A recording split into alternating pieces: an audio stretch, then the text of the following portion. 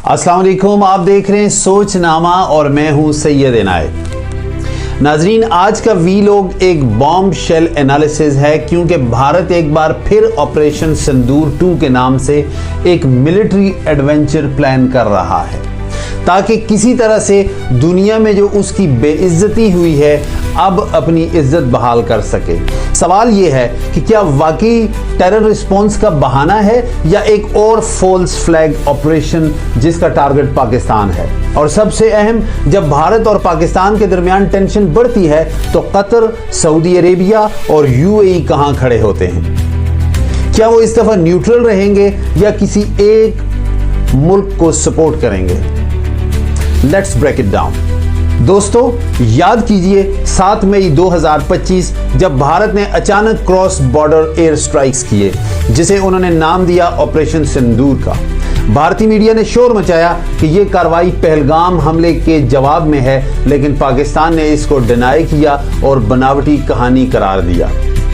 That moment escalated regional tension to a dangerous level और दुनिया भर के तज्जियाकार बोल उठे कि India is playing with the fire. लेकिन अब इतलात आ रही हैं कि नई दिल्ली एक और सिंदूर सीक्वल तैयार कर रहा है। क्यों? क्योंकि इंडिया में इलेक्शन सीजन आने वाला है और मोदी सरकार को फिर वही नेशनलिस्ट हाइप चाहिए जो हमेशा जंगी माहौल में मिलती है। ये कोई पहली बार नहीं होगा। पिछली बार भी पुलवामा इंसिडेंट और बालाकोट स्ट्राइक्स के वक्त कई बैनुल अक़वामी रिपोर्ट्स ने कहा कि इंडिया ने फैक्ट्स को एग्जेजरेट किया है और अपने जंगी नैरेटिव को क्रिएट करने के लिए ये टैक्टिक्स अपनाया है। अब इंटेलिजेंस सर्कल में ये बस चल रही है कि भारत अपने अंदरूनी पॉलिटिकल क्राइसिस और इकोनॉमिक स्लो डाउन को छुपाने के लिए एक कंट्रोल्ड कन्फ्रंटेशन करना चाहता है जिसे फॉल्स फ्लैग ऑपरेशन कहा जाता है। यानी खुद कार्रवाई करो और ब्लेम पाकिस्तान पर लगाओ और अवामी जज्बात को भड़काओ। अब बात करते हैं सबसे अहम फरीक सऊदी अरेबिया की। रियाज एक बैलेंसिंग एक्ट कर रहा है। एक तरफ मैसिव इकोनॉमिक इन्वेस्टमेंट है इंडिया के साथ और दूसरी तरफ बरसों पुराने ताल्लुकात और अब डिफेंस एग्रीमेंट पाकिस्तान के साथ। आज भी सऊदी फौजी ट्रेनिंग प्रोग्राम्स में पाकिस्तान के अफसरान शामिल हैं। तो अब अगर सिंदूर 2 होता है तो रियाज के लिए एक बड़ा डिप्लोमेटिक डिलेमा होगा।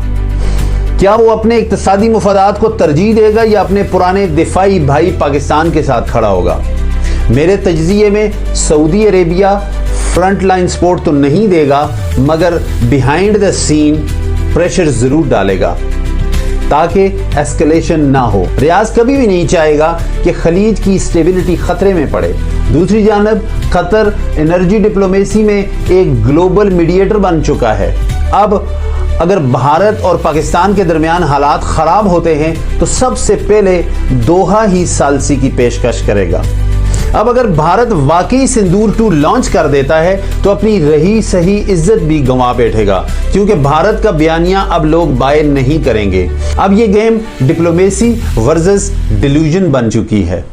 मोदी हुकूमत अगर समझे कि जंगी नारे उसकी सियासत को बचा लेंगे तो वो शायद भूल रही है कि साउथ एशिया अब 1999 वाला नहीं है।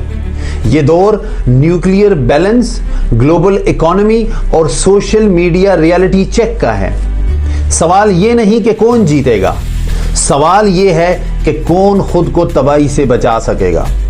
सोचनामा से सैयद इनायत और टीम को दीजिए इजाजत। पाकिस्तान जिंदाबाद।